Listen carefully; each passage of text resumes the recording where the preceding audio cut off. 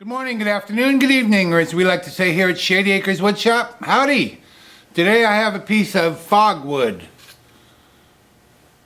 Fog, F-O-G, found on ground.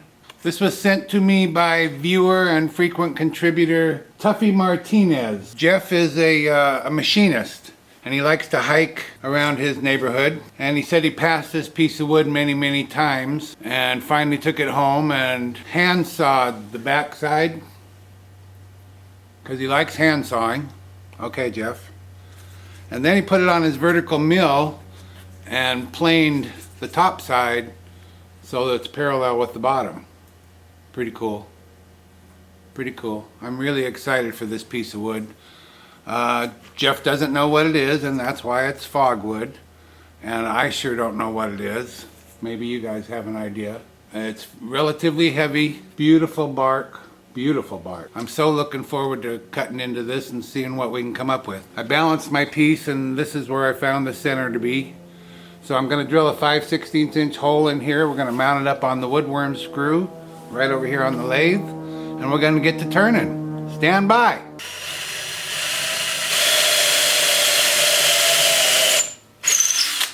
In referring to whether or not he thought I could turn this, Jeff asked if I thought it was fillable or notable. Jeff has a great sense of humor. Let's get this mounted up. And this piece is roughly 11 by 14 inches. I didn't measure the height. Looks like about 4.5 inches. This is going to be a fun piece. I think we're in for a real treat. Okay.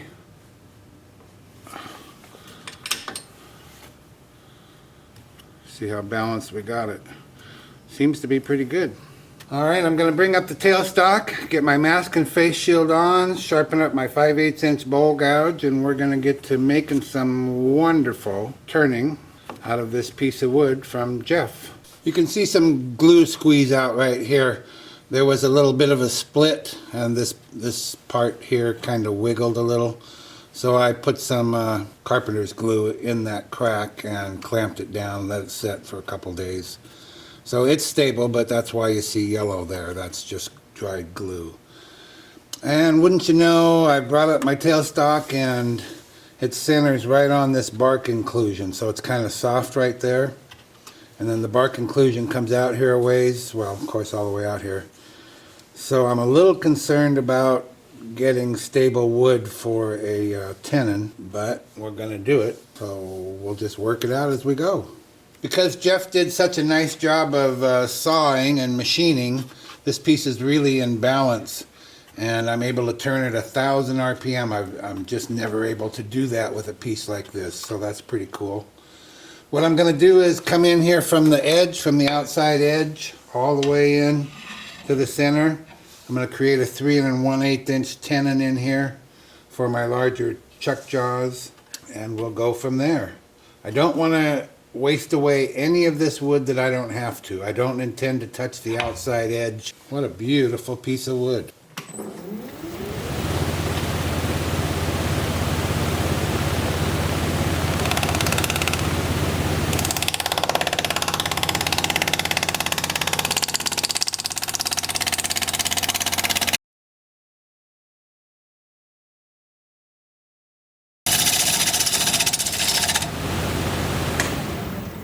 Just have a look where we are here.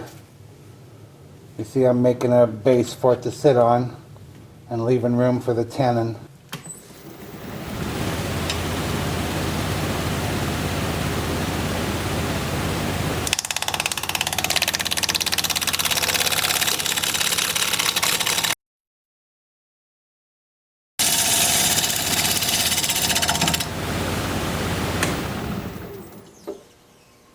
Gonna take a little starting and stopping, but you know what, we're dang near there. So cool.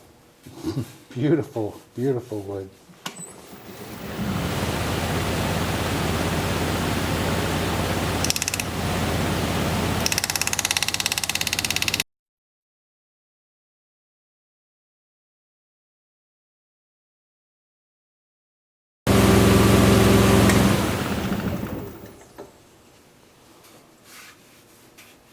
Okay, I've set my dividers for a full 3 1/8 inch, which is what I need. And I'm going to keep this one from touching this side. Only this side will touch. And I'm going to line it up by eye so that it looks about right. And then we'll look for that line that I'm making. And if it matches up over on the right side, which it does, I got lucky, then we know we're good. If it didn't match up, you just move it left or right until it did match up. But I'm only touching the left side because the right side would just lift up. Now I'll just take a pencil and make that line a little darker so I can see what I'm doing. So now I need to come into that line from the side, and we need to go a little deeper in so that the tenon stands up a little taller. And for that, I'll bring the tailstock back up and readjust my tool rest and get back in business. I think I'm going to sharpen up again too. I'll be right back. Okay, turn the speed back up a little.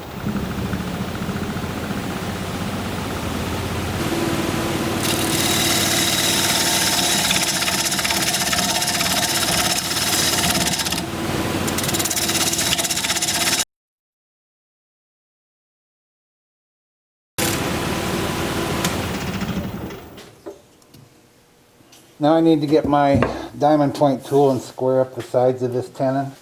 And that's this little gizmo. I'm just going to come in here and square this up, but I need to raise my tool rest back up again. You know, now that I think about it, yeah, since I'm using the larger jaws, they're actually dovetail jaws. So instead of squaring it up, I need to go in at an angle like that to create the dovetail, wider at the top than it is at the bottom. Turn the speed down a little bit for that.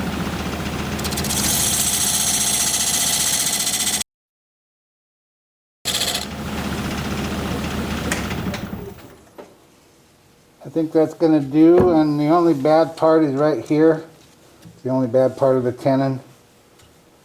And there's enough good area that I don't think we're going to have any issues. This is so exciting, so beautiful. Come on, folks, what kind of wood is it? I have no idea. Okay, let me get cleaned up here, get geared up for sanding, and we'll move to that. Now, as I often do with a piece that's like this, and I've turned, I don't know, 2 or 3 others that are longer than wide, and where there's maybe more air than wood. This one isn't quite as dramatic as some, but I use my Sandoflex. Can't get a 2-inch sanding disc up here and then have it come over here and hit this and be here and then hit this. It just doesn't work well. I've tried it many times.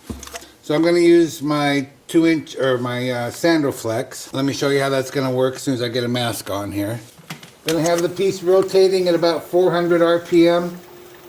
So as it comes down here, the Sandoflex is coming up against it.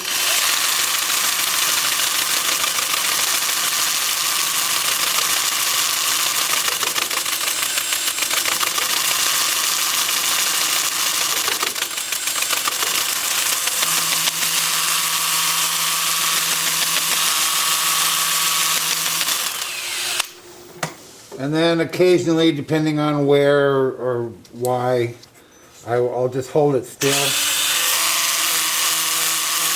And I'll get a particular area like that. And I'll do that up through 320 grit. I think on this piece, rather than use what I've been using, I'm going to use shellac-based sanding sealer, a couple of coats, and then shellac on top of that. And the reason I like to do that is because the bark is so beautiful.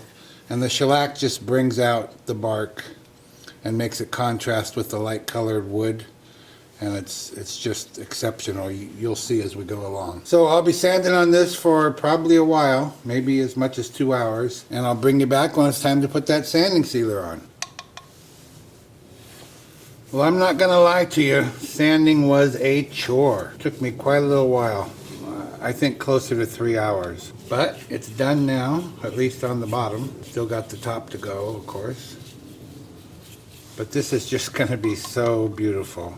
This is, people always ask me, so I'm going to tell you, this is Zinsser brand Seal Coat, which is a shellac-based sanding sealer. And it's kind of hard to find anymore. You used to be able to get it just darn near anywhere, any hardware store, but now you can't. I don't know why. I don't know what happened.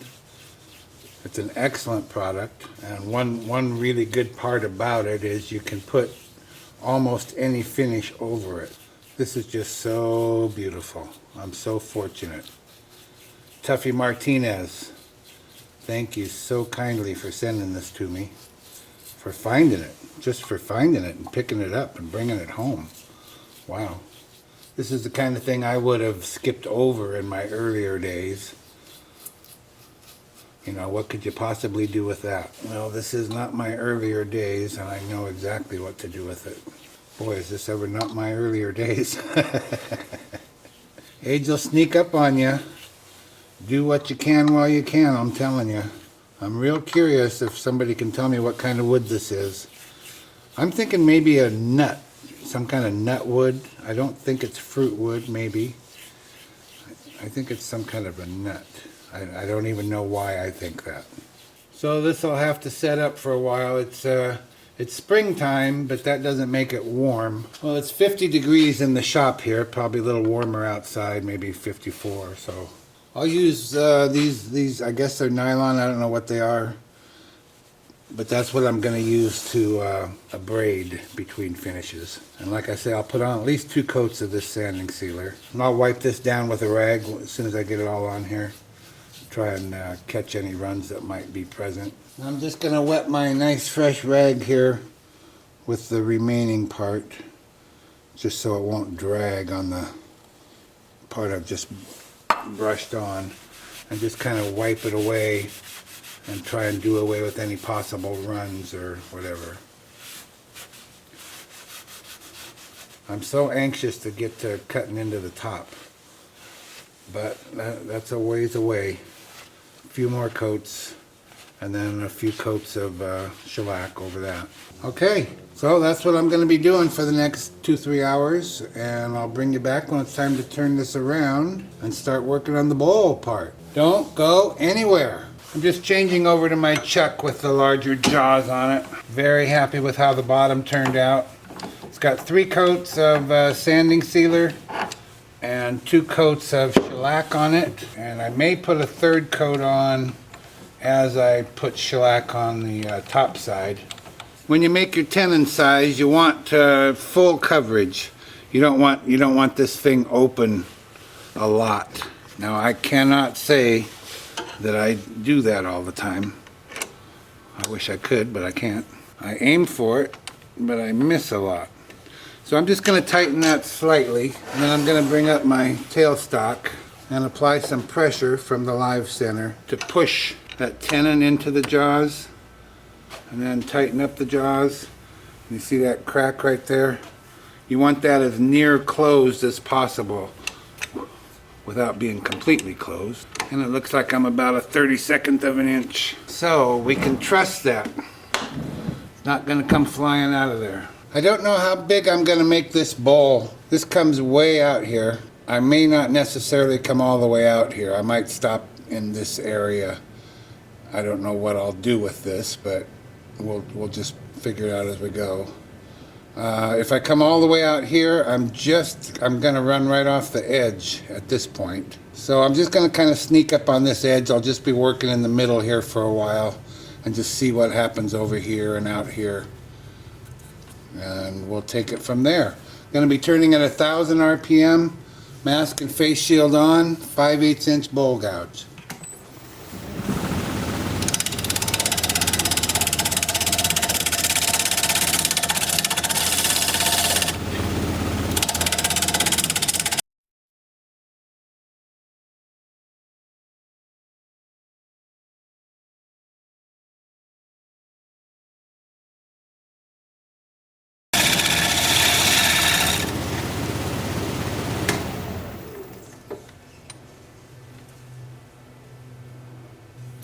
Yeah, I don't think I should come any further than I have. I'm gonna have to get rid of the tailstock because I just can't get a good angle here. I sharpened up and turned the speed up to 1200 RPM.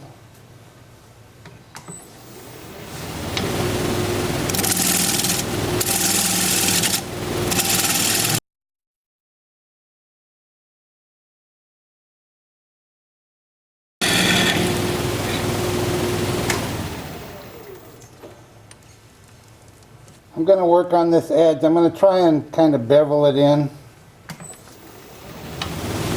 If I could see it.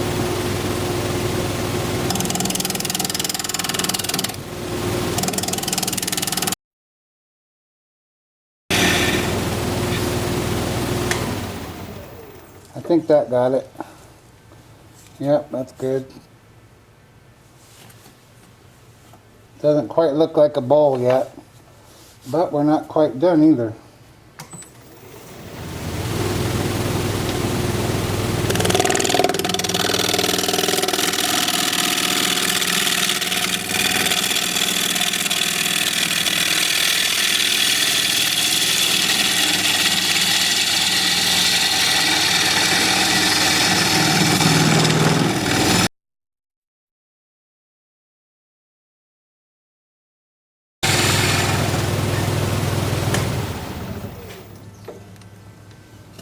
Well, I put a new edge on my bowl gouge, and I noticed this was wiggling a little bit.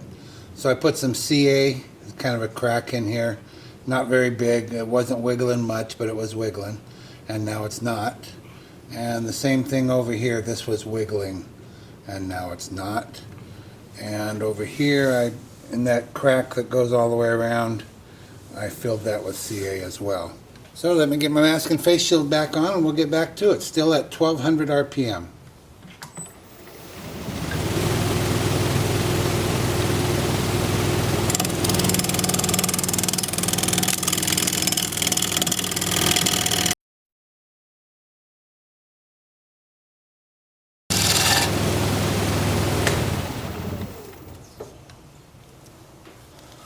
I think I'm going to try and scrape this before I get to the bottom.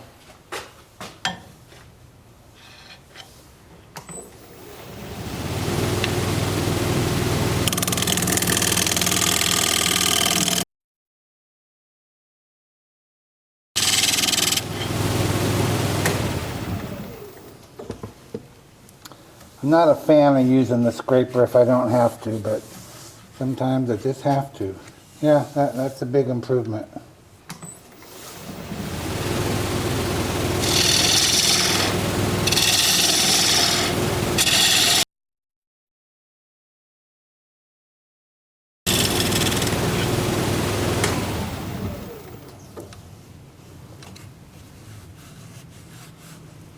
Boys and girls, we are done. It's probably a ½ inch thick bottom. That's okay. I mean, look how thick the rest of it is. It's quite thick. I'm not so sure that piece is where it's supposed to be. No, it's not. That piece slipped. I don't know if I can put it back. Oh, there it goes. Okay, I'm going to glue that piece in right there. I'm going to glue that in, and then it'll be time for sanding. See you in a bit. Okay, I got this little piece glued back in there. It's nice and solid. Now to begin sanding, I'm going to sand the bark first. I'm going to use my Sando Flex. I'll show you that. And then I'm going to use my 2-inch disc sander on the inside of the bowl. Starting with 80 grit and working up through 400. And then we'll put sanding sealer over the whole thing, all the bark, the inside, all of it. So let me get my mask on. I'll show you how that's going to work. I'll need to approach this from several different angles, so I'm going to be over here for a while, and I'll just be holding it in place.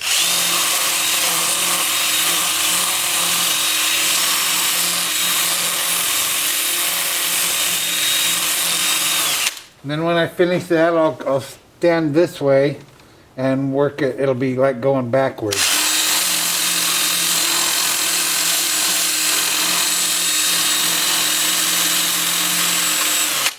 And all that does is it cleans it. Maybe you can see some of the dust in the air.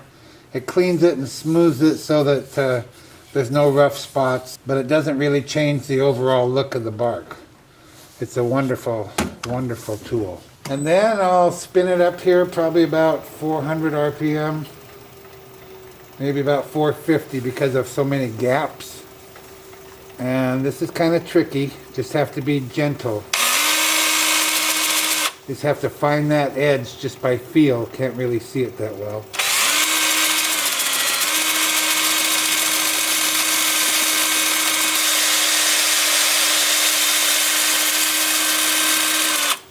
That's actually going to go pretty well, better than I thought it was. So that's what I'm going to be doing for the next little while. Most likely about 2 hours. I'll bring you back when it's time to put some sanding sealer on here. It's going to look great. All this bark, oh man. Nice and dark against the light colored wood. Ooh, I can't wait. See you in a bit. I just can't tell you how excited I am for this piece. Has so much going on. And I hope, don't forget, I hope somebody can tell me what kind of wood this is. There's one hole that goes all the way through, and it's right here. Goes all the way through to the bottom. But, you know, it's not like anybody's going to eat cereal out of this. Or soup. Not a soup bowl. Well, what kind of bowl is it, Phil? Well, I just don't know. It's the kind you look at. I don't think it's the kind you use. Well, this is going to take me a while. I won't make you watch it all. So I'm going to do all the bark like I'm doing right now. And then I'll do the inside, the finished part. Same way, I'll brush it on, but then on the finished part, I'll take a rag and make sure there's no runs. I'll go over it after I've covered it with the brush. My wife would love this piece. She liked all these oddball ones. And I hate to even use the term oddball because that indicates maybe there's something wrong with it, and there's nothing wrong with this, I'll tell you what. So I'll just give you a quick glimpse of this here. And I'll see you back here. This is going to take me the rest of the day. So this is going to be a 3-day bowl. See you back here tomorrow. I like this piece so much, but I'm afraid we might be in for an issue. I think I told you earlier there was only one hole in it. There's, I pointed out this hole over here, but there's this hole. Can you see that? You can't see that. Can you see that? This one right here goes all the way through. And that's okay. Even that's okay. But the problem is it borders on this tenon that I need to remove. It's right here. That hole is right there. So by the time I remove all this tenon and some of this bark, I don't want a huge hole. I don't mind a small hole. But we might lose some of the bark on this side over here. I just don't know. Anyway, what I've done is, I hope not. I love this thing. I've mounted a block of wood up in my chuck. I'm going to take a piece of non-slip cloth and put over that. Then I'm going to bring up the bowl. Then I'm going to bring up my tool rest, or my tailstock. And advance the live center. So that's some pressure. I don't want to apply too much because I don't want to push that bark right out of there. Get my tool rest adjusted here. Okay, then I'm going to hold my thumbnail up here and listen and feel to see if it's well centered. And it is. So I'm going to turn the speed up about 500. And I'm going to take a 1/2 inch standard grind bowl gouge and just start working that tenon away. Carefully.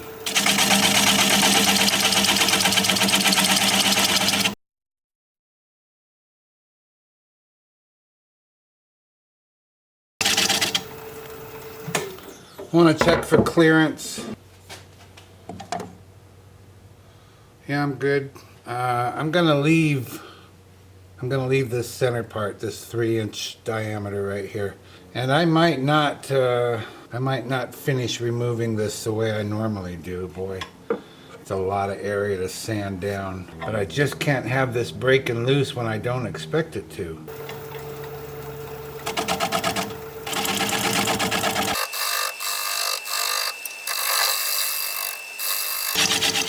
You can tell I'm just really taking it easy. I wish I really want to finish it, but I wish I knew what was going to happen, but I just don't. Yeah, you know, too much time invested. I like the piece too much.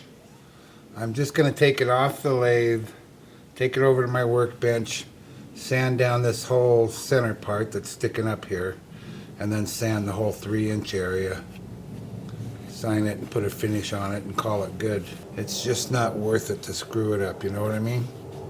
I know you do, so I'll see you over here on the workbench.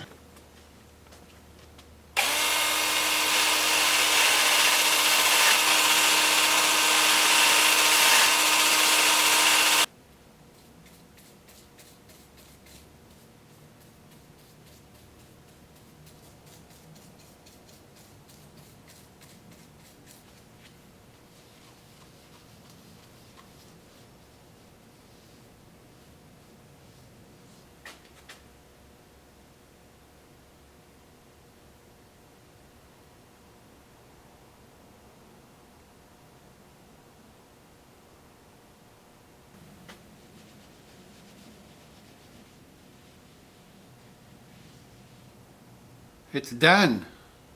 What do you think?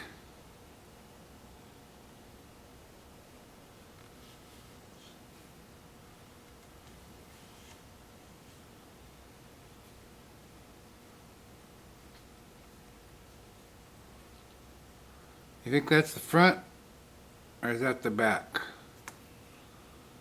And that's the front. You see anything in that? You know, sometimes you turn a piece of wood and inside there you see something. You see anything? What about this way? This way? Well, I see something this way and this way. Let me know what you see, if you see anything. Maybe I'm just seeing things, I don't know. There's the bottom, all finished up. I signed it. I usually put the kind of wood, but I don't know what kind of wood, because Tuffy Marginez doesn't know what kind of wood. So I put TM, I put his initials here for me to remember where this came from and what kind of wood it is. It's Tuffy Marginez wood. Nature at its finest. Thanks, Jeff. I really appreciate it. If you like this video, thumbs up please. I'd sure appreciate it. If you're a subscriber, thank you very kindly. I truly appreciate that. If you're not a subscriber, you might consider becoming one. I put out regular videos, about one a week, and I'd like to keep in touch. Your comments are always welcome, and I respond to all of them. So for now, this is Phil, Shady Acres Woodshop, signing off.